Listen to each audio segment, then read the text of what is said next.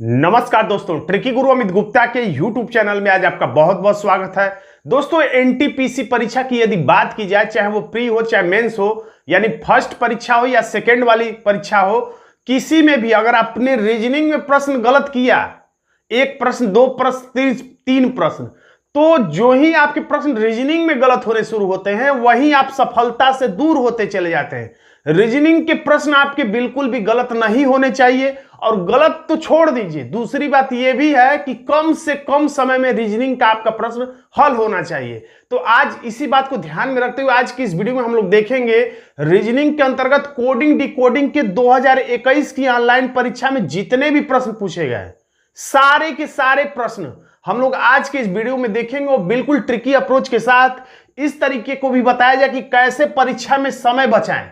प्रश्न तो सभी लोग सॉल्व कर लेते हैं, उतने ही प्रश्न को कोई 15 मिनट में सॉल्व करता है, कोई 20 मिनट में, और कोई 10 ही मिनट में सॉल्व कर लेता है। तो कैसे वो सॉल्व कर लेता है, इस बात को भी हम लोग देखेंगे। और इसमें कोई भी फालतू प्रश्न नहीं है, सिर्फ और सिर्फ प्रीवियस ईयर के ही क्वेश्चन लिए गए हैं, चाहे वो अनोखे प्रश्न हो, चाहे आसान प्रश्न हो, चाहे कठिन प्रश्न हो। तो ये सारे प्रश्न हूबहू परीक्षा जो कि 2021 की परीक्षा में आए हैं वही प्रश्न है। तो हम लोग देर न करते हुए देखते हैं। ये पहला प्रश्न एनटीपीसी ऑनलाइन परीक्षा देखिए, लिखा है 9 मार्च 2021 की फर्स्ट वाली में पूछा गया था।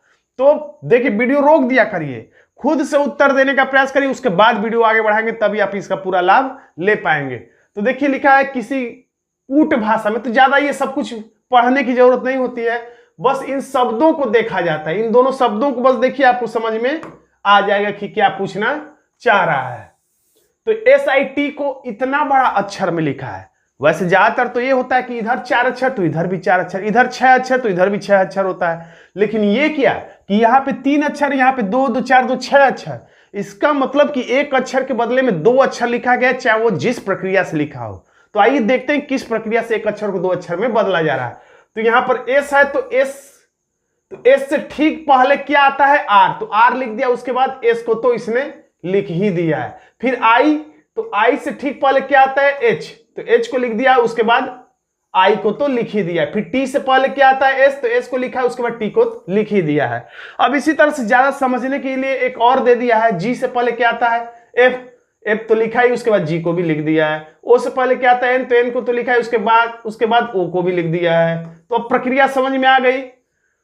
तो फिर इसमें और समझाने के लिए लिखा है, तो इसको देखने की जरूरत नहीं है, डायरेक्ट हम लोग प्रश्न पे आ जाएंगे। देखिए, अगर जो समय ज्यादा नुकसान करना चाहेगा वो क्या करता है? इसका भी संयोग मिलाता है, इसका भी संयोग मिलाता है, इसका भी संयोग मिलाता है, उसके बाद ये पता करता है कि CUP को कैसे लिखा जाएगा। परीक्षा में समय बचाने वाला छात्र क्या करता है? समय कहां से चुराता है? तो यहां से चुराता है। समय बचाने की ट्रिक क्या है? तो यही कि बस SIT का मतलब ये जैसे लिखा है, अब डायरेक्ट आप चले आइए SUP का पर, CUP पर। तो C से पहले क्या आता है? B।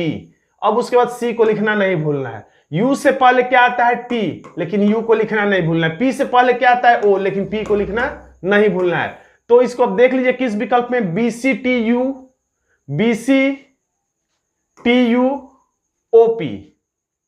तो हमारा आंसर हो जाता है बिल्कुल A। देखिए, आंसर है। अगला प्रश्न देखेंगे हम लोग।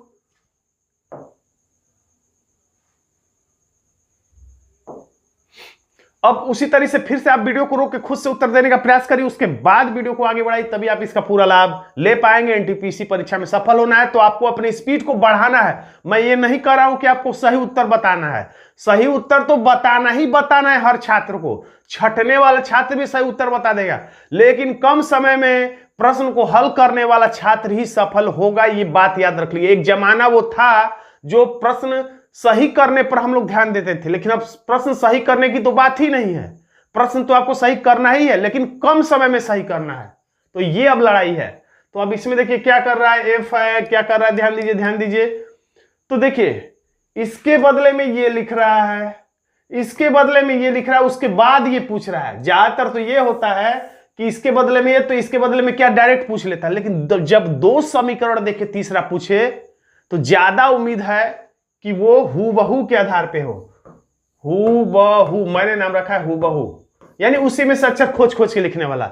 ये बात और प्रूफ तब हो जाती है। एक तो तरीका ये कि जब 2 समीकरण देखे तीसरा पूछे तो हूबहू होने की संभावना। दूसरा, इसमें जितने अक्षर हैं वो सब कहीं ना कहीं बाएं साइड में दिखाई दे तो समझ जाइए कि हुबहू। जैसे RATIONAL, तो RATIONAL सारे अक्षर दिखाई दे रहे हैं बाएं साइड में, यानी कि इसमें हमारा आंसर मिल जाएगा और ये हुबहू के आधार पर ही है।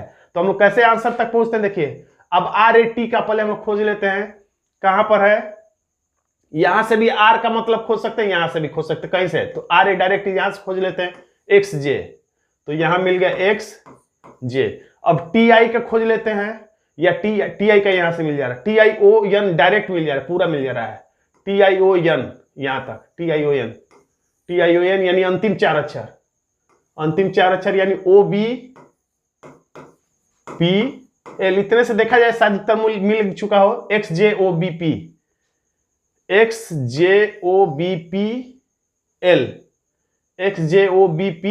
इसमें J लिखा है, इसमें L है, यानी यही हमारा आंसर है। तो अब JQ का मतलब ढूंढने की जरूरत नहीं, हमारा आंसर मिल चुका है C। तो ऐसा ही थोड़ा थोड़ा समय आपको चुराएंगे तो कहीं समय आपको लास्ट तक में ज्यादा बचा पाएंगे। तो अब इस प्रश्न को भी देख लीजिए और वीडियो रोक के उत्तर लाने का प्रयास करेंगे, मैं रुकूंगा तो वीडियो लंबा हो जाएगा। अब इसमें क्या करना, A है तो BC यानी कि +2, P है तो QR +2, P है तो QR +2, समझ में आ गया, +2 है तो बहुत ज्यादा विस्तार से देखने की जरूरत नहीं है, 2 ही 3 से उत्तर भी आता है। तो वैसे बाद में भी हो सकता है कि +3 हो गया या +4 हो गया हो, तो हम पूरा ढूंढेंगे ही क्यों, 3 तक तो हमने देखा ही कि +2 था, तो बस 3 ही तक तो लाने से उत्तर भी मिल जा रहा है। कभी कभी टर्निंग पॉइंट होता है, +2 लास्ट में जाकर +4 हो जाता है, तो ठीक है, तो 3 तक हमने ढूंढा है तो कम से कम 3 तक तो हम लोग कंफर्म है कि +2 ही होगा। तो B है तो CD, A है तो BC और N है तो OP, इतना तो क्लियर है कि रहेगा DCP। तो D क्या, D ही किसी और विकल्प में नहीं, यानी कि हमारा उत्तर एक ही अक्षर से मिल चुका था, फालतू में हमने 3 अक्षर तक खोजा, हमारा आंसर हो गया A।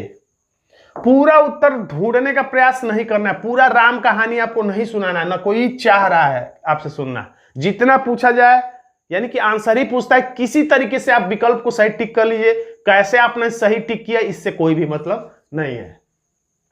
इसका कोड ये है तो डायरेक्ट ये पूछ लिया इसका कोड क्या होगा, ठीक है, ऐसा ही पूछना चाहिए।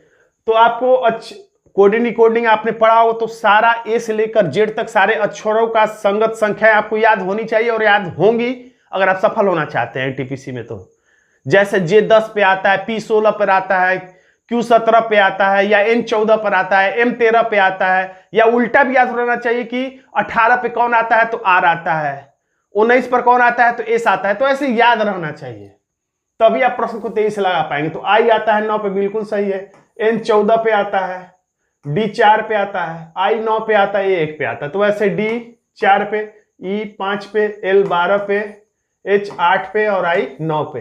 45 12 89 किस में है, तो 45 भी हम लोग केवल खोज देते, भावातिरेक में हमने पूरा ही खोज दिया।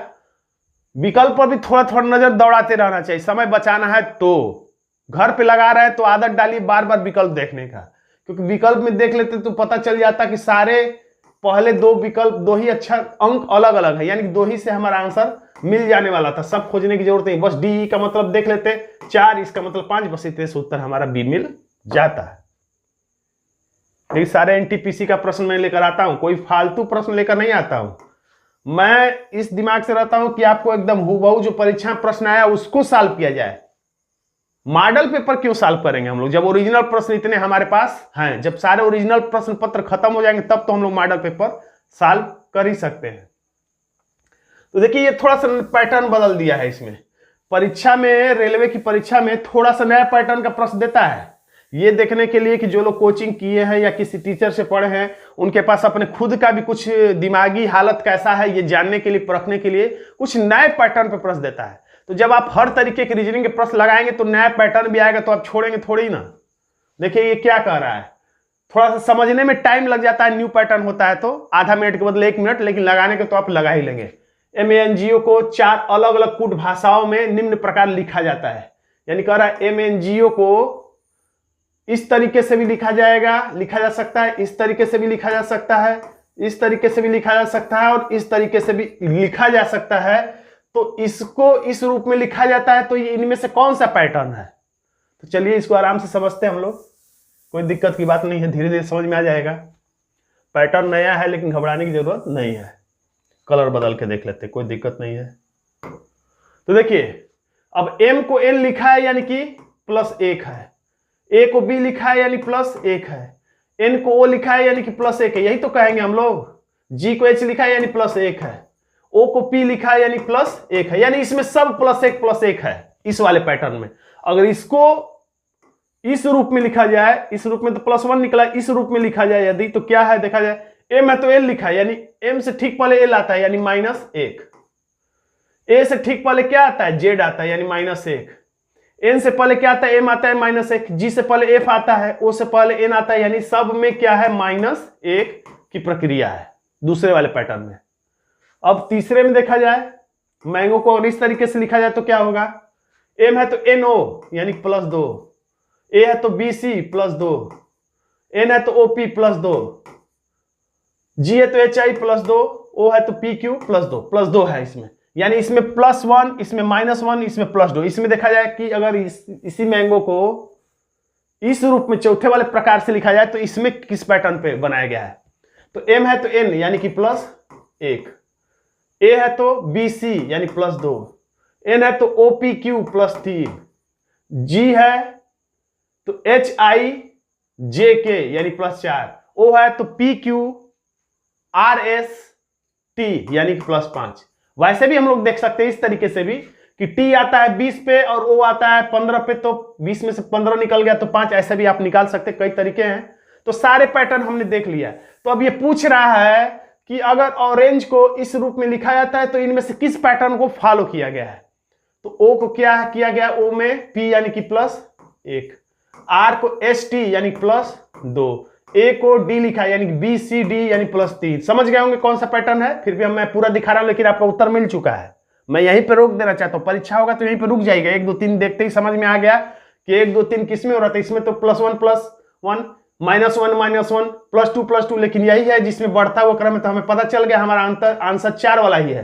लेकिन फिर भी पूरा देख ले रहे हैं हम लोग, क्योंकि यहां टाइम परीक्षा में ऐसा आप मत करेंगे। जी है तो HI, N है तो OPQR +4, G है तो HIJKL +5, E है तो FGHIJK यानी कि 6, यानी बढ़ता हुआ क्रम में कुल मिला के हमें पता चल गया कि ये पैटर्न चौथा वाला है। तो चौथा वाला किस विकल्प में है, तो विकल्प ए में है। हमारा आंसर हो जाता है हंसते हंसते ए।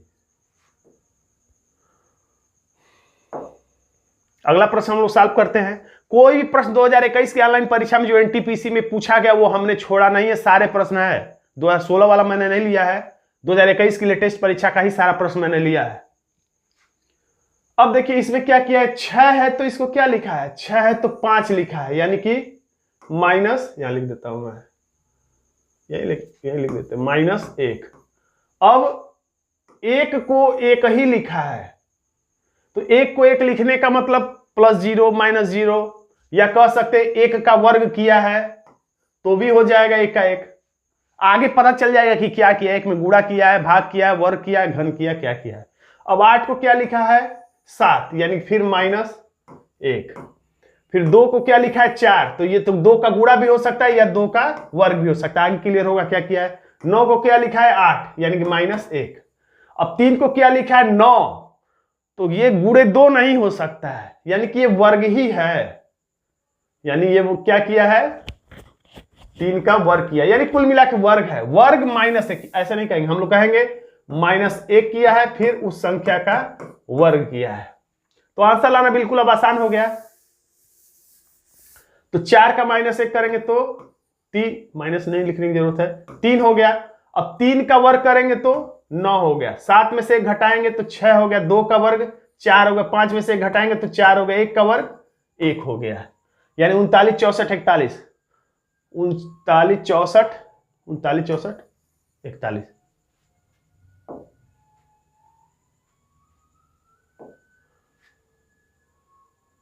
एक और प्रश्न देख लीजिए,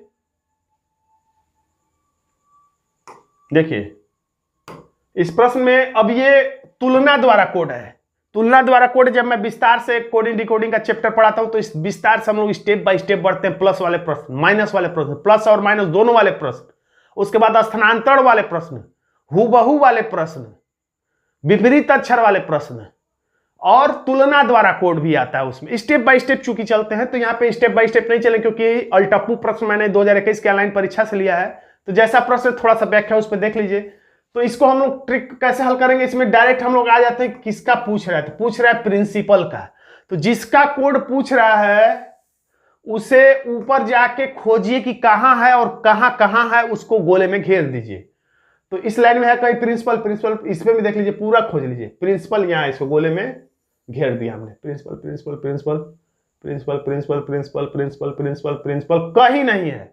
जो पूछा जा रहा है अगर यहां भी होता और यहां भी होता तो इन दोनों में देख लेते कि कौन सा अक्षर है जो दोनों में, वही हमारा आंसर हो जाता। या प्रिंसिपल इसमें होता और टीचर के जब यहां प्रिंसिपल लिखा रहता तो हम लोग देते इन दोनों में कौन सा अक्षर दोनों में है, वही हमारा आंसर होता। लेकिन जो पूछ रहा है वो सिर्फ एक ही जगह है, यानी और कहीं नहीं है, यानी ये प्रिंसिपल क्या है, कह सकते हैं प्रिंसिपल अकेले है, इस लाइन में अकेले और कहीं नहीं है प्रिंसिपल।